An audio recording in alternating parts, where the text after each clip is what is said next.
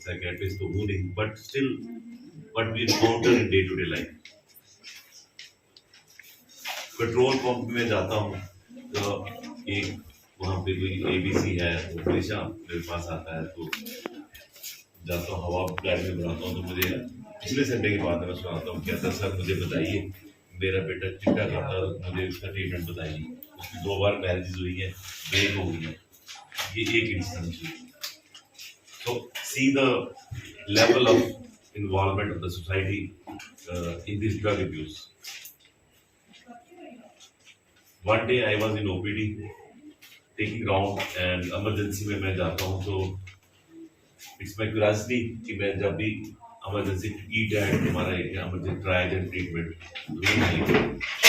तो I do go there morning में जब भी राउंड अभी भी जाऊँगा राउंड मैं वहाँ जाता हूँ, पहला इनकाउंटर वही होता है, एडमिशन वहाँ हो रही है, इमरजेंसी वहाँ चल रही है, तो एक बच्चा देखता हूँ मैं अपने ही बॉर्डर एरिया का बच्चा around 16 years brought in unconscious state and breathless. Field में ये जो है जो आपको ट्रेनिंग है क्यों इम्पोर्टेंट है, मैं ये बताना चाहता हूँ आपको। तो फील्ड में डॉक्टर्स को नहीं जब पता है तो उन्होंने उसको सांस फूल रहा है तो उन्होंने उसको नेबलाइज किया, डॉक्टर बना लीजिए, तो सांस उन्होंने नेबलाइज किया, बट उसको तो चेस्ट क्लियर थी उसकी। जब दोबारा हमने देखा, हमने उसका एबीसी कराते हैं, वो टाइप 2 वेंटिलेटर फेलियर। फिर मेरे बड़ा कंसल्टेंट है पीजीआई से, वो इंटेंसिविस्ट है, उन्होंने देखा, उसको ढूंढने की कोशिश की, यहाँ पे मार्क है इंजेक्शन के। पेरेंट्स ये कह रहे थे, बच्चा पढ़ रहा था सुबह सुबह पढ़ते पढ़ते तो ये अनकॉन्शियस होने लगा, सांस तेज होने लगा। ये अनदर एग्जांपल है, मतलब वाई ये ट्रेनिंग क्यों इंपॉर्टेंट आप लोगों के लिए। जब तक आपको eyes don't see what the mind doesn't know, आंखें वही देख सकती है अगर आपको मालूम होगा। ये ऐसी प्रेजेंटेशन भी एक हो सकती है। फिर हमने उसको क्या किया, हमने उसको वेंटिलेटर पे डाला और नेलॉक्सन दी, एंटीमार्फिन लिया और तो बच्चा निकल गया, बट प्रॉब्लम तो वही रही ना। घर जाएगा बच्चा, वही इन्वायरमेंट है, वही चीजें हैं। तो ये पहले इंसान से मैंने इसको पूछा, मैंने कहा भाई जो पहला केस था, मैं उसको पेट्रोल पंप में उसको पूछ रहा था, मैंने कहा ये कहाँ से मिलती है, कहता है ये ओपनली मिल रही है drugs, everybody knows it, open market में मिल रही है। अब हमारा रोल क्या है, हमारा रोल है प्रिवेंशन। एक और एग्जांपल आपको मैं बताता हूँ, वार्ड में राउंड करने जाता हूँ तो एक एडोलेसेंट बच्चा पड़ा हुआ है, कोई 15-16 साल का बच्चा है, बेड पे पड़ा हुआ है। तो मेरे सर ये ड्रग अब्यूज है। तो मैंने उसको पूछा, बच्चा बैठ गया, कहता हाँ, बड़े कॉन्फिडेंस, देखो कितना कॉन्फिडेंस हो जाता है, दे और ओवर कॉन्फिडेंट, कहता बैठ के कहता हाँ मैं ड्रग लेता हूँ। तो पेरेंट्स बेचारे आधे मरे हुए होते हैं, बिलीव नहीं कैसी उनकी हालत होती है। फादर को पूछा तो वो कहता है मैं तो एक टायर की दुकान पे काम करता हूँ, 8 बजे जाता हूँ सुबह, रात को 8 बजे आता हूँ। एक बेटा है उनका, 2 बेटी है, स्कूल जाता है। तो मदर को पूछा तो कहती है मैं तो लोगों के घरों में काम करती हूँ। सी द प्लाइट, देखिए कितना है, वाई आई एम आपके साथ क्यों मैं शेयर कर रहा हूँ ये चीजें। सी द प्लाइट क्या वो पेरेंट्स की। तो मैंने कहा कहाँ से मिलती है ड्रग्स, कहता है एक मोटा सा भैया है वो मुझे फ्री में देता है। अब क्या होगा, अभी फ्री में दे रहा है, थोड़ी देर बाद वो उससे पैसे मांगेगा और ये बच्चा थेफ्ट में, रॉबरी में पड़ जाएगा। तो आप देखते हैं ना आजकल चेन स्नैचिंग, आप साइड में चेन स्नैचिंग हो रही है।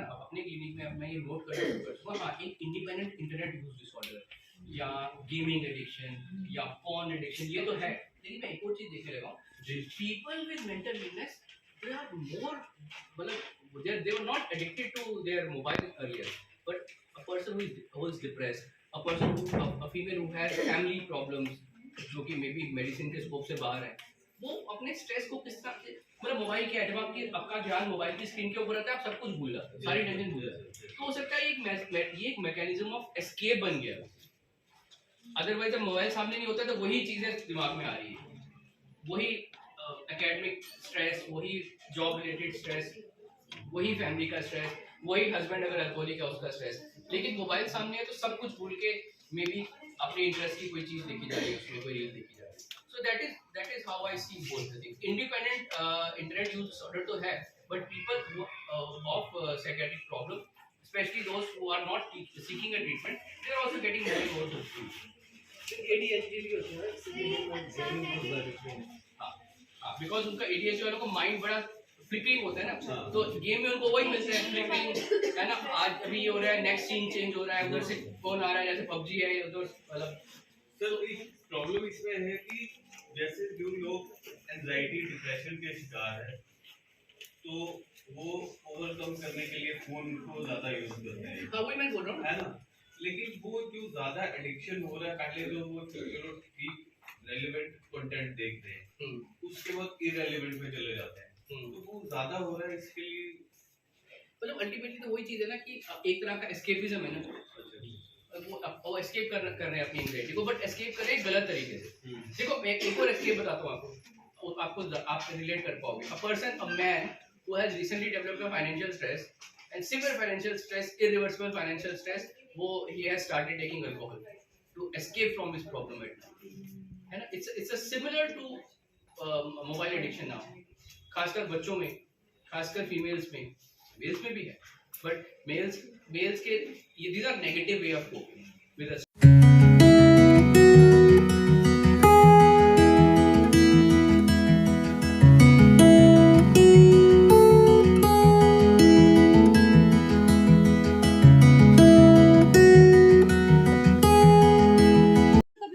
एडिक्ट हो जाता है, तो सर उसके लिए क्या किया जाए? देखो निकोटीन सबसे बड़ी बात है कि nicotine itself is not dangerous. जी जी निकोटीन का कोई टॉक्सिन स्मोक जी जी और बाकी सब जो कैंसर है, तो निकोटीन अपने आप में कोई स्टेबल है एंड देन इतना हाई नहीं देता जैसे स्मोक। स्मोक में सब निकोटीन रहता है, बहुत सारे और hydrocarbon, it is not that very addictive. Most of period of time people they over period they tape it of, इसलिए बहुत ज्यादा सवारी नहीं होता। आपको एजुकेशन देना या एक शेड्यूल बना के देना उसको टेप ऑफ। सर एक और पेशेंट सर, जैसे एक पेशेंट देखा था मैंने हॉस्पिटल में, सर वो हमारे पास आए थे, तो सर वो था हीरोइन एडिक्ट सर, ठीक है सर, मतलब सिवियर उसकी कंडीशन आप कह सकते हो बिल्कुल सर बुरी हो चुकी थी। वो हॉस्पिटल्स में दिखा के भी आ चुके हुए थे सर, पंजाब साइड से बिलोंग करते थे सर। तो सर अब मतलब 2 दिन बाद वो वहाँ पर सर कपिंग थेरेपी के लिए आते थे, वहाँ पे आयुष वालों के पास से, डॉक्टर के पास। तो सर अब मेरा क्वेश्चन ये है कि उसके मदर और फादर सर इतने ज़्यादा दुखी थे ना सर, वो कहते थे कि हमारा बच्चा 2 दिन बाद देखो तो सर वो कभी नींद की गोलियां ज़्यादा खा ले सर, एक ना मतलब जैसे सुसाइड अटेम्प्ट करता था वो। तो सर क्या उस टाइम पे वो उसका सुसाइड अटेम्प्ट रियल है या फेक है सर, वो मुझे थोड़ा सा मतलब 2 दिन बाद, सॉरी सर इंटरप्ट कर रहे हैं सर, 2 दिन बाद मतलब हमें मदर फादर उनके आ जाते थे, मैम वो कर रहे हैं, अटेम्प्ट कर रहे हैं बार बार सर, कभी रिस्ट काटा है, कभी सर यहाँ से काटा है, तो सर पेरेंट्स कहते थे इसको ताकत वाला इंजेक्शन लगवाओ सर, ये चीज़ होती थी। तो वो सर हमें बोलता था नहीं मुझे मतलब मेरे बैक पे नहीं लगाना है, आपको यहाँ लगवा दो मैडम, यहाँ लगवा दो सर, ये चीज़ें होती थी। तो सर वो उसका अटेम्प्ट क्या, हम उसको क्या मतलब आगे पेरेंट्स।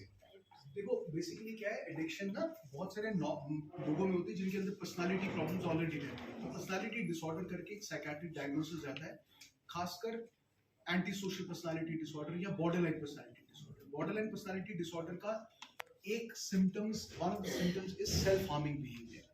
तो they engage in self harming behaviour. तो ये जैसे काटना, रिस्क कटिंग, अटेंशन सीकिंग, ये इस तरह का बिहेवियर रहता है। And then do it, overdose होना, एडिक्शन करना, ये भी। और drug addiction is also one part of that personality disorder. तो पर्सनालिटी डिसऑर्डर को डायग्नोज करके उसका साइकोथेरेपी करना ज्यादा जरूरी है, and at the same time addicts को भी मैनेज करना। बस हाँ सर, और हमने एक चीज और सुनी है जी, आजकल मैंने काफी लोगों को बोला जी आप रिहाब सेंटर भेजिए, वो कहते हैं जी हम यहाँ से बच्चे को एक नशे में बेचते हैं, वहां से 4 नशे लेके वापस रिटर्न में आते हैं। बिल्कुल सही है सर लोगों की मेंटालिटी हम कैसे ठीक करें? देखो बात क्या है, कुछ तक लोग भी गलत नहीं, बिकॉज हमारे पास इतने रिसोर्सेज ही नहीं है, हमारे पास इतनी फैसिलिटीज नहीं है। और ये सच कह रहे हैं, वहां पे जाता है रिहैबिलिटेशन के लिए, 5-4 लोग और बनते हैं, वो आके दूसरे घर हो जाता है। ऐसा मैंने देखा है। आप सही कह रहे हमारी सिख रिलीजन में सर सिगरेट नहीं पीते हैं, हैं, वहां पे वो सिगरेट भी पीना शुरू करते सर हैं। मैंने खुद ऐसे आप बिल्कुल बच्चे सही देखे हैं जो यहाँ से बिल्कुल सही सिर्फ कह रहे हैं। ड्रग्स लेके, मतलब ड्रग के लिए जाते हैं, वहां से आके सिगरेट पी रहे हैं। बिल्कुल है, आप सही कह रहे हैं, आपकी ऑब्जर्वेशन बिल्कुल सही है। आप बताओ मेरे को, आप हीरानगर से ना, आप बताओ आपका क्या एक्सपीरियंस है, कोई क्वेश्चन एक्सपीरियंस है? बड़ा नशा है। स्कूल के बाद हमारे हॉस्पिटल के बाद स्कूल है, हायर सेकेंडरी, वहाँ भी लड़के स्कूल में कम गए होते हैं, बाहर ज्यादा होते हैं। क्यों किसी ने इकोनॉमी को बदलने के लिए ना ड्रग्स उस कंट्री में आ जाना बहुत बड़ी बात होती है। जब इकोनॉमी किसी तरह से बदले ना, तो ड्रग्स इतनी इकोनॉमी, आपको पता नहीं पिछले कुछ दिनों पहले में 5 करोड़ रुपए पकड़ा गया था कैश। हाँ सर, हाँ ये पंजाब से शायद नहीं, अभी हाँ ये 3-4 दिन पहले 3-4 5 करोड़ रुपया वो ड्रग्स। आप बताओ मेरे को सर कुछ भी क्वेश्चन। मेरा एक अपना क्वेश्चन है सर, बिल्कुल मैं देख चुकी हूँ बिल्कुल। सर, बिना नशा के जो लोग भूलते हैं तो ऐसा क्यों होता है सर? उसमें कोई ड्यूरेंट? देखो नॉर्मली भूलना एक बड़ा नॉर्मल प्रोसेस है, पर जब हम लोग जिस एज में नशे वाले तो भूलते हैं सर, बट नॉर्मल बंदा भी भूलता है। जो हम लोग जिस एज में है ना, जब मल्टीपल थॉट्स चल रहे होते हैं ना, जैसे मतलब मान लो आपके एग्जांपल में आपने सब्जी बनानी शुरू की, अब आपको ध्यान है वो यार बच्चे को सामान कल का पैकिंग नहीं हुआ, फिर आप वहाँ आए यार हस्बैंड ने वहाँ से आवाज मारी, तो आप उधर चल गए, फिर करते करते 2 मिनट हो गया आपकी सब्जी चल गई, तो आपको बड़ा दुख है, तो भूलना शुरू हुआ, पर एक्चुअली भूले नहीं।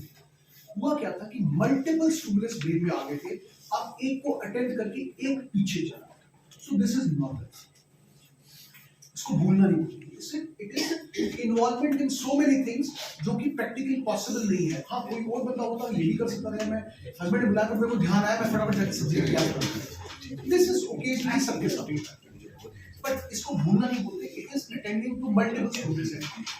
वो कई बार बाहर सोच सकती है, पर दिमाग की अपनी भी होती है, तो जैसे मेरी अपनी सोच है क्या करना है। अब एक्चुअली मेरे कोई नोन है, मैंने एक बार इनसे बात, मुझे पता लगा कि वो ऐसे कुछ ड्रग्स या कुछ ले रहे हैं, तो मैं उनसे ज़्यादा बात कर नहीं सकती, तो मैंने ऐसे पूछा कि ये ना जो लोग ड्रग्स लेते हैं ना, तो वो छूट भी सकते हैं अगर वो जाए, तो उन्होंने मुझे डायरेक्टली बोला नहीं ऐसा नहीं होता, ये पॉसिबल नहीं है। अब मेरे दोस्तों ने लिया था ट्रीटमेंट, तो वो दोबारा आप लेते हैं, तो फिर मैं भी जवाब नहीं दे पाई कि पता नहीं 100% वो रिकवर करते हैं या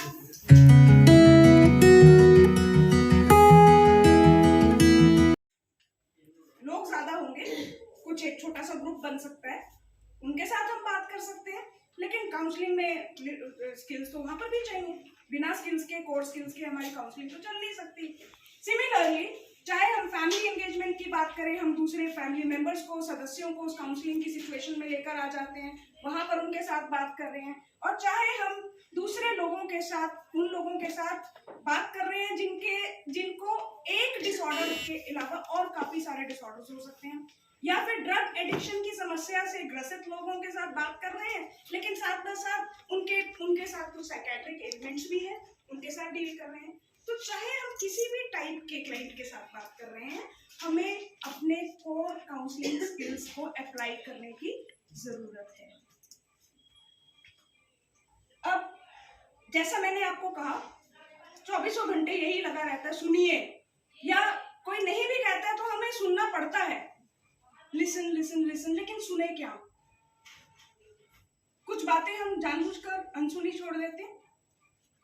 काउंसलिंग की सिचुएशन में हमारे लिए बड़ा ही ज्यादा महत्व रखता है कि जब कोई कुछ कहना चाहता है, कह नहीं पा रहा है, या कुछ कहा लेकिन उसका अर्थ मेरे तक नहीं सही तरीके से पहुंचा, तो समस्या हो सकती है। मैं जी हमारे साथ साझा करेंगे अपने जो उन्होंने ऑब्जर्वेशंस की हैं, जो एक्टिविटी हमने उनको दी थी, तो ध्यान से आप सुनिए और देखिए कि किस तरह से आपको लगता है कि क्या चीज़ें हमें इम्पोर्टेंट हो सकती हैं। जी गुड आफ्टरनून। माइक ले लीजिए आप, अगर माइक लेना चाहें। Good afternoon. बाय प्रोफेशन मैं फार्मासिस्ट हूँ। कोशिश करूँगा आज आपके सामने अच्छे से एक्सप्रेस करने की जो मैम ने बताया, जिसमें हमारे पास 3 टाइप्स की रिफ्लेक्शन है: simple reflection, amplified reflection and double sided reflection. तो ये मेरे क्लाइंट हैं, मैं काउंसलर हूँ। तो सबसे पहले सिंपल रिफ्लेक्शन हम डिस्कस करेंगे। सिंपल रिफ्लेक्शन में मेरे जो क्लाइंट हैं वो मेरे पास आए हैं, वो बेसिकली ड्रग एडिक्ट है। तो वो ड्रग एडिक्ट है, वो ड्रग यूज कर रहे हैं काफी टाइम से और वो क्विट करना चाहते हैं। ठीक है, गुड आफ्टरनून। मैं ड्रग एडिक्ट हूँ लास्ट 5 ईयर से। मैं चाहता हूँ कि मैं इस ड्रग के को छोड़ना चाहता हूँ, इससे निकलना चाहता हूँ। मैं इसका सब्स्टिट्यूट चाहता हूँ। मैं ड्रग छोड़ के कैसे नॉर्मल लाइफ जी सकता। अब मेरे जो ये क्लाइंट हैं ये चाहते हैं कि मैं ड्रग छोड़ दूं, ये क्विट करना चाहते हैं। ये इनकी स्टेटमेंट है, क्लाइंट स्टेटमेंट। हाँ, ये इनकी स्टेटमेंट है कि मैं आपके पास इसलिए आया हूँ कि मुझे ड्रग क्विट करना है, मुझे छोड़ना है। तो मैंने वही इनसे ये चीजें पूछी कि आप कितनी देर से ड्रग ले रहे हैं, कौन कौन सी ड्रग्स ले रहे हैं, वो मुझे इन्होंने बताया। तो फिर मैं अब मैंने उसका इनको सोल्यूशन बताया कि अगर आप ड्रग आप एक्चुअली में इसलिए आए हैं कि आप छोड़ना चाहते हैं, तो मैं अब इनको ये प्रेफर कर रहा हूँ कि हमारे डॉक्टर्स हैं, आप उनके पास जाएंगे, वो आपको बताएंगे, प्रिस्क्रिप्शन करेंगे, देन उसके बाद वो बताएंगे आपको कौन सी ट्रीटमेंट लगेगी। ठीक है, देन आप हमारे फार्मासिस्ट, नर्सेज उनके पास जाएंगे, वो आपका ट्रीटमेंट स्टार्ट करेंगे। फिर वो आपको बताएंगे डेली बेसिस पे करना है। ठीक है, आपने उनको इन्फॉर्मेशन दी। हाँ। और बीच में आपने 1-2 शब्द इस्तेमाल की जिसमें आपने कहा कि आपने रिफ्लेक्ट भी किया। आप दोहराएं जरा उस बात को, क्या कहा आपने? कि आप कितनी देर से ड्रग ले रहे हैं और आप उसको छोड़ना क्विट करना चाहते हैं। जी जी जी, ठीक है। फिर दैट्स द काउंसलर रिफ्लेक्शन। ठीक है, what type of reflection was that sir? Simple reflection. Then second है एम्पलीफाइड रिफ्लेक्शन। ठीक है, क्लाइंट का क्या रिएक्शन था सर? हाँ, वही बताने लगा हूं। ये मुझे बोल रहे हैं, ड्रग जो यूज कर रहे हैं मेरे क्लाइंट, ये मुझे बोल रहे हैं कि मैं ड्रग तो क्विट करना चाहता हूँ, लेकिन मुझे मेरी फैमिली सफर हो रही है, मेरे बच्चे सफर हो रहे हैं, मेरी सोशल लाइफ डिस्टर्ब हो रही है, मुझे इस चीज का बड़ा डीपली दुख है। मुझे ये बता रहे हैं, एक्सप्रेस कर रहे हैं कि मुझे इस चीज का बड़ा दुख है कि मैं मेरा फैमिली में, सोशल लाइफ में मुझे उस नजर से देखा जाता है कि ये इसी वजह से मैं छोड़ना चाहता हूँ। मैं आपको जरा सा रोकना चाहूंगी जी। आपने कहा कि आपके क्लाइंट आपके पास आए, उन्होंने अपनी प्रॉब्लम व्यक्त की, उन्होंने कहा कि मैं इतने साल से ड्रग इस्तेमाल कर रहा हूँ और मैं इसमें छोड़ना चाहता हूँ, क्विट करना चाहता हूँ। आपने कहा कि आपको वो बात समझ आ गई, आपने उसको क्लियरली उसको कह दिया कि आप छोड़ना चाहते हैं। उसके बाद क्लाइंट के रिएक्शन में हम सिंपल रिफ्लेक्शन में क्या एक्सपेक्ट करेंगे? क्लाइंट क्या कहेंगे? हाँ मैं छोड़ना चाहता हूँ, या फिर हाँ आप बिल्कुल ठीक कह रहे हैं। यानी उन्होंने कंफर्म कर दिया। अब आप जो एग्जांपल दे रहे हैं प्रोबेबली वो सेकंड या थर्ड टाइप ऑफ रिफ्लेक्शन का है। आप थोड़ा ध्यान से उसको देखिए और फिर उसके हिसाब से आप बताइए। जी जी जी। अब वो ये बोल रहे हैं कि इसमें 2 चीजें उन्होंने बताई है मुझे कि मेरी फैमिली डिस्टर्ब हो रही है, यहाँ तक वो क्लियर है कि मुझे छोड़ना है। ये सेकंड टाइप ऑफ वो रिफ्लेक्शन है एम्पलीफाइड, जिसमें ये बोल रहे हैं कि मुझे छोड़ना है, मतलब उनको अंदर से बड़ा दिल से हो रहा है कि मुझे छोड़ना है यार, किसी तरीके से आप मेरी हेल्प करो, जिससे मेरी फैमिली सफर हो रही है, मतलब सोशल लाइफ डिस्टर्ब हो रही है। अब मैं इनको बता रहा हूँ कि जो आप ये बोल रहे हो मेरी फैमिली डिस्टर्ब हो रही है, सोशल लाइफ, आपको रिग्रेट है इस चीज का, ठीक है, और आपकी जो इमेज है ऑल ओवर फैमिली में वो खराब हो रही है। तो आप कैसे स्टेटमेंट देंगे? तो आप कह रहे हैं ऐसा मैंने सोचा उसके लिए, आप एग्जैक्टली क्या स्टेटमेंट देंगे? एग्जैक्टली यही स्टेटमेंट दूंगा कि इसको मेरे क्लाइंट को ये हुआ है कि मेरे फैमिली को, बच्चों को डिस्टरबेंस की वजह से उसको इस चीज का बड़ा दुख है, तभी आप इनको मैं बता रहा हूँ कि ये रिग्रेट कर रहे हैं। आपको रिग्रेट है, ऐसा लग रहा है कि हाँ जी। आपको दुख है क्लाइंट को, मेरे क्लाइंट जी। को, जी जी उसको क्लाइंट के साथ बात कर रहे हैं ना? जी, जी, जी, जी। ठीक है, ठीक है। ओके। देन है डबल साइडेड रिफ्लेक्शन। इसमें मेरे क्लाइंट ये मुझे बता रहे हैं कि मैं ड्रग यूज तो करता हूँ, लेकिन इसके साथ साथ मैं इसको बेचता भी हूँ, पेडलिंग भी करता हूँ, ठीक है। अब अगर मैं ड्रग को छोड़ दूंगा, मेरा सोर्स ऑफ इनकम डिस्टर्ब हो जाएगा, मेरा फ्रेंड सर्कल जो है जो इसको खरीदता है वो टूट जाएगा, मेरा उनके साथ कनेक्शन टूटेगा। जब मेरा उनका कनेक्शन टूटेगा, मेरी इकोनॉमिकल में वीक हो जाऊंगा, ठीक है। तो छोड़ना तो चाहता हूँ, मेरी सब चीजें हैं, मेरी फैमिली, मुझे सब चीजों का दुख भी है, लेकिन मेरा सोर्स ऑफ साथ साथ अपनी समस्याएं भी बता रहे हैं। समस्या। तो फिर एज ए काउंसलर मैं उनको बोल रहा हूँ, आप छोड़ना तो चाहते हैं, उधर से बोल रहे हैं कि ठीक है मैं छोड़ना चाहता हूँ, मेरी फैमिली है, लेकिन आप यहाँ से बोल रहे हैं कि मेरा सोर्स ऑफ इनकम टूट जाएगा। तो आपको एक चीज करनी पड़ेगी, छोड़नी पड़ेगी, फ्रेंड सर्कल भी छोड़ना पड़ेगा, पेडलिंग भी छोड़नी पड़ेगी। मैं इसको सोल्यूशन बता रहा हूँ, लेकिन आप अभी एक कंफ्यूज स्टेट में हो। आप ये हो कि आप छोड़ना भी चाहते हो, लेकिन आप बोल रहे हो कि मैंने छोड़ दिया। आपने उसको क्लियर कर दिया कि वो किस कंफ्यूजन में है, कि वो छोड़ना भी चाहता है और साथ साथ उस काम को जारी भी रखना चाहता है। इस चीज का जब आपने उसको अवगत करा दिया, आप यहाँ तो कह सकते हैं कि डबल साइडेड रिफ्लेक्शन हो गई। Thank you so much, thank you.